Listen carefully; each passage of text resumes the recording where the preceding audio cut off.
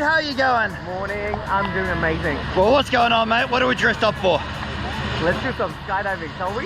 Yeah, we're doing some skydiving. Now tell everyone how high we're going to go. We're going to go up to 15,000 feet. That's the maximum we can go. Yeah, man, that's a whole minute of free fall. Yeah. You nervous at all? Nervous and excited at the same time, but very excited. Sweet as. Looking forward to it. Well, any last words before we jump in the plane? Keep me in our prayer if something goes wrong, but yeah, looking forward to come back and share the amazing story with you all. Nice one, let's go! Let's go! Woo!